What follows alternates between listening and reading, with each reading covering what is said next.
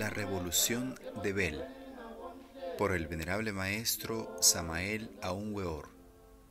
Capítulo 8. La mente y la intuición. El hombre mental reside en la cabeza con sus 7 portales. El cerebro está hecho para elaborar el pensamiento, pero no es el pensamiento. El cerebro es tan solo el instrumento del cuerpo mental. El cuerpo mental es un organismo material, pero no es el organismo físico. El cuerpo mental tiene su ultrafisiología y su ultrabiología y su patología interna, que los actuales hombres de ciencia desconocen por completo. El cuerpo mental está envuelto en una sedosa envoltura que lo protege y lo mantiene en línea con el sistema nervioso cerebroespinal. Esta envoltura es la armadura engendrada del cuerpo mental. Dicha armadura está recubierta toda de ciertos conos truncados, llamados módulos, los cuales vienen a ser los sentidos del cuerpo mental. Entre esos centros sensoriales del cuerpo mental, hay uno que le permite manejar las corrientes seminales, individuales y universales. También existen en nuestro cuerpo mental ciertos sentidos que nos permiten recibir la sabiduría de las distintas estrellas. La parte inferior de nuestra armadura vino a formar las circunvoluciones del cerebro. El cuerpo mental tiene un núcleo atómico que le sirve de base. Dicho núcleo es el átomo maestro de la mente. El átomo maestro de la mente tiene toda la sabiduría de la naturaleza, y el que a través de la meditación interna aprenda a comunicarse con dicho átomo, él lo enseña e instruye en la sabiduría cósmica, porque él es sabio. El átomo maestro reside en nuestro sistema seminal, pero practicando magia sexual, el átomo sube a la cabeza y entonces nos ilumina en el mundo de la mente. La armadura argentada brilla como el oro cuando practicamos magia sexual, porque millones de átomos transformativos de altísimo voltaje la recubren y transforman totalmente. Entonces, sí viene el despertar de la conciencia y la aristocracia de la inteligencia. Entonces, sí se puede hablar de cultura mental y de transformación étnica. ¿Cómo puede hablar el señor Cherensi Lind de sublimación humana, de superación actual y de inmediatos resultados, sin poseer una sólida cultura mental? ¿Conoce acaso el señor Cherensi Lind las íntimas relaciones existentes entre la sexualidad y la mente? El señor Cherensi Lind, antes de seguir con su impostura de avatar, debiera estudiarse el psicoanálisis de Sigmund Freud, para que siquiera conozca las primeras nociones de la sexualidad en relación con la mente. ¿Está creyendo el señor Cherensi que jugando fútbol, montando a caballo y seleccionando sensaciones va a lograr eso que se llama ampulosamente novísimas concepciones, cultura mental, aristocracia de la inteligencia y el renacimiento espiritual? ¿Está creyendo el señor Cherensi que con su simpático sistema de controles mentales van sus discípulos a lograr la intuición? Las 10 reglitas de la lección 4 de su curso esotérico están buenas como para que se las venda al señor Israel Rojas, para que con ellas haga mucho negocio. Eso de hablar de practicismo positivo y pragmático sin haber pasado el discípulo por una regeneración sexual, es el colmo de la necedad. ¿Cómo puede hablar de vida metódica y plena de atención un individuo degenerado por el morbo de la pasión carnal? ¿Cómo puede hablar de asociación de ideas y de anhelos un individuo cuyo cuerpo mental aún no ha sido transformado por los átomos transformativos? ¿Cómo puede hablar de expansión mental aquel que aún no tiene el átomo maestro en su trono? ¿Cómo puede hablar de la mente creadora el coitoso? ¿No sabe el señor Cherenzi que los pensamientos que no están penetrados por la energía determinativa de la naturaleza, energía sexual, se desintegran? ¿Ignora el señor Cherenzi que la energía determinativa es la fuerza sexual? ¿Cómo puede hablar de valor, voluntad y triunfo un individuo cuya glándula pineal esté atrofiada por la fornicación? ¿Es que el señor Cherenzi ignora las íntimas relaciones existentes entre la glándula pineal y las glándulas sexuales? ¿O es que el señor Cherenzi ignora que la glándula pineal es el centro emisor del pensamiento? ¿Cómo puede hablar de concentración mental un individuo cuyo cerebro está debilitado por el vicio del coito? ¿Cómo se atreve el señor Cherenzi a decir a sus discípulos aquello de suprimir los esfuerzos inútiles sin darles una orientación definida? ¿Cómo puede hablar de satisfacción personal y de bastarse a sí mismo un individuo que no se ha reencontrado a sí mismo y que debido a la magia negra se ha alejado del íntimo? ¿Cómo puede bastarse a sí mismo un alma débil? ¿No se da cuenta el señor Cherenzi que las almas alejadas del íntimo son débiles?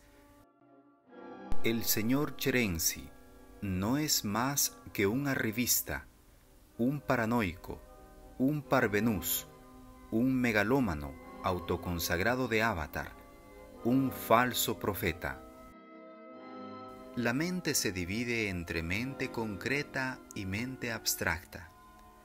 Una cosa es la crítica de la razón práctica y otra cosa es la crítica de la razón pura.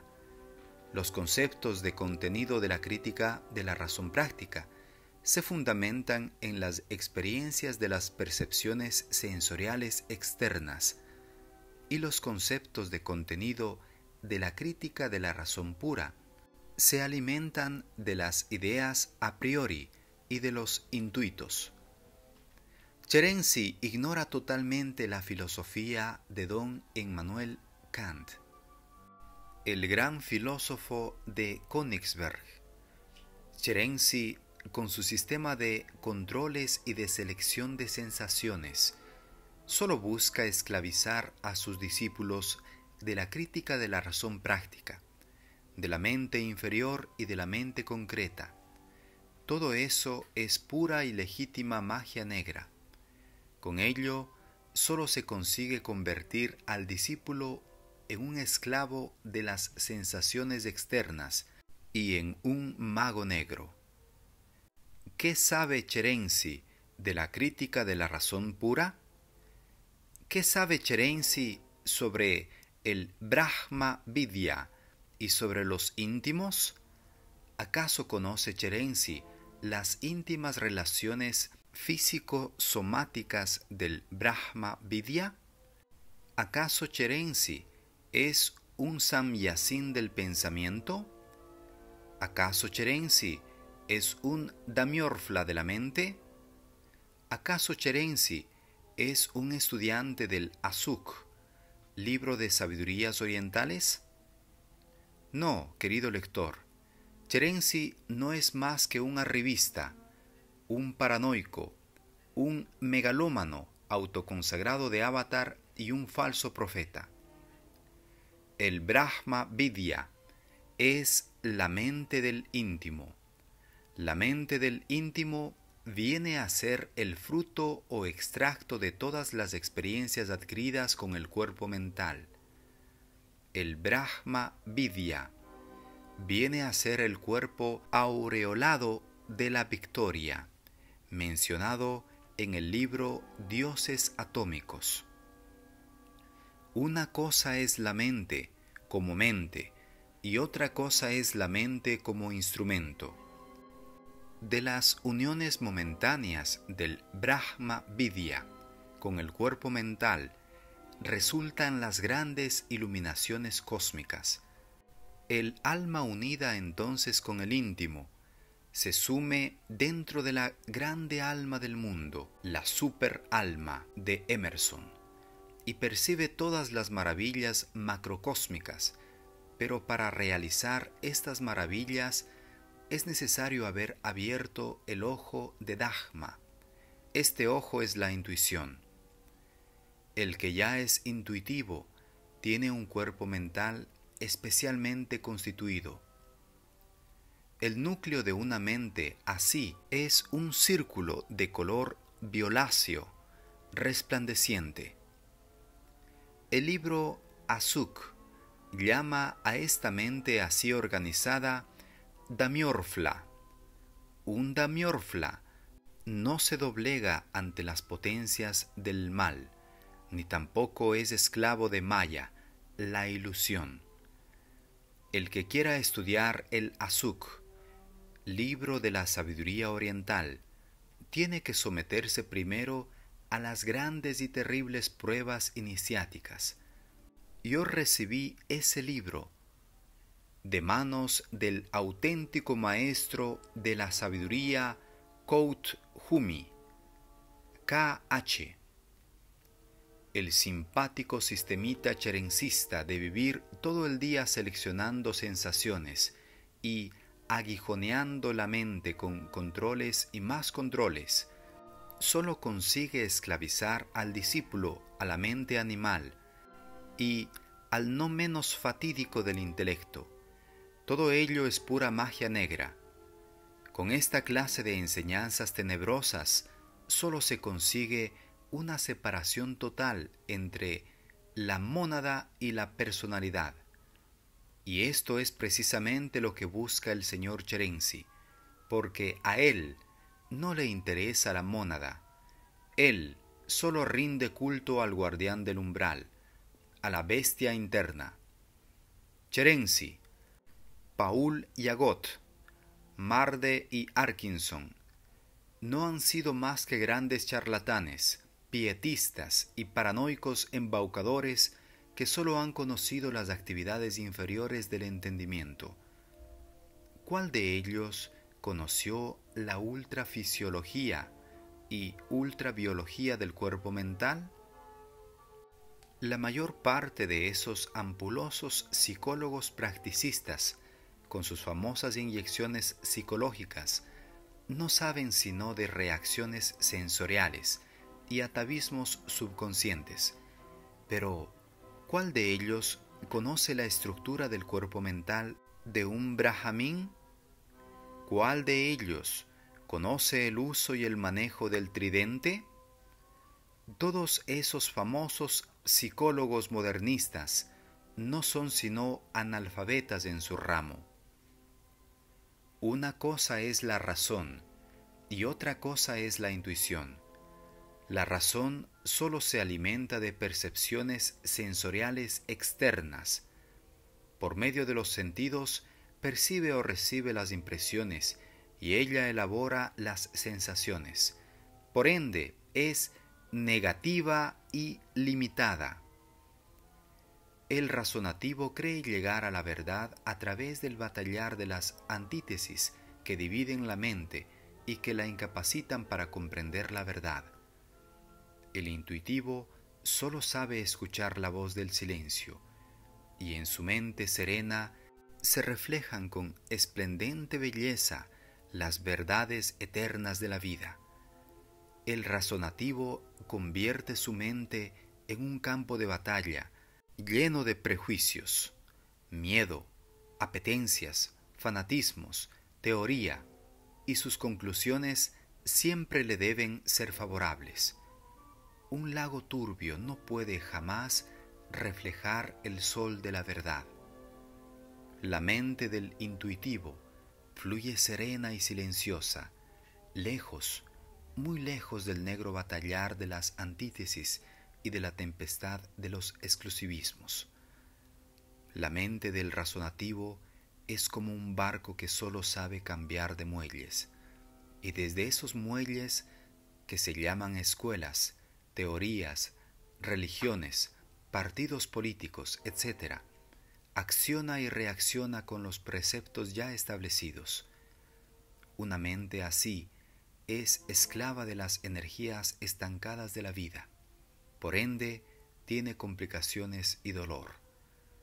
Los hijos de la intuición, cual águilas rebeldes, se remontan altaneras hacia el sol de las grandes verdades inefables, libres del miedo, de ansias de acumulación, libres de sectas, religiones, escuelas, prejuicios sociales, fanatismos de banderas, apetencias, teorías, intelectualismos, odios, egoísmos, etc.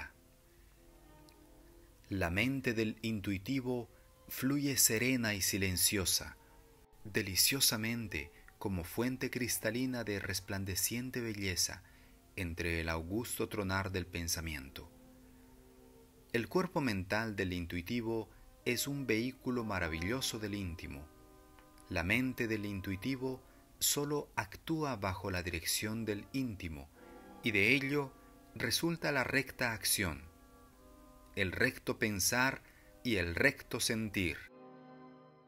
El hombre que en el mundo solo se mueve bajo la dirección del íntimo es feliz, porque está lejos de toda clase de complicaciones y conflictos.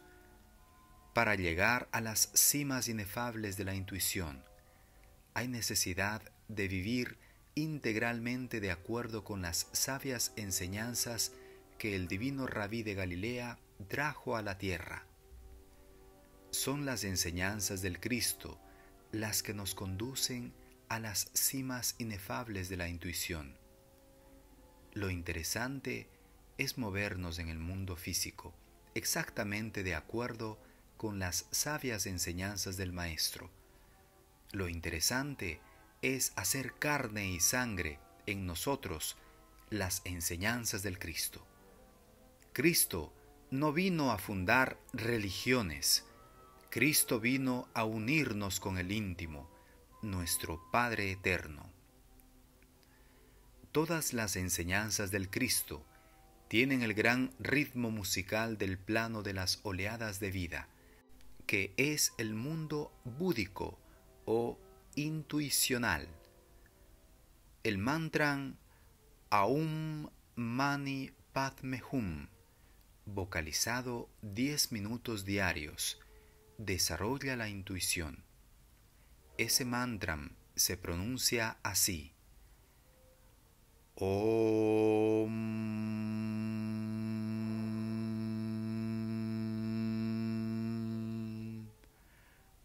Ma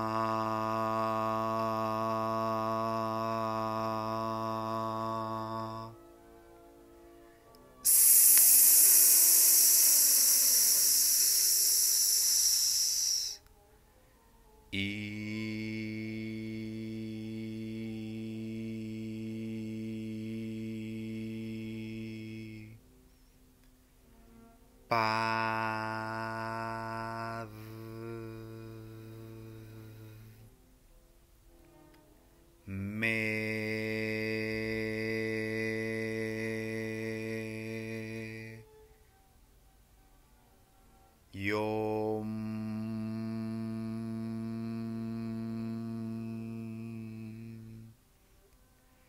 Este es el mantra de la intuición. La práctica de las enseñanzas crísticas despierta el chakra del corazón en nosotros y pone en actividad el cuerpo búdico o intuicional que nos conduce a la sabiduría y a la felicidad eterna. La magia sexual forma parte de las enseñanzas que Cristo enseñó en secreto a sus 70 discípulos Y conforme vamos practicando las enseñanzas crísticas, el cuerpo etérico se va reorganizando totalmente, aumentando el volumen de los dos éteres superiores.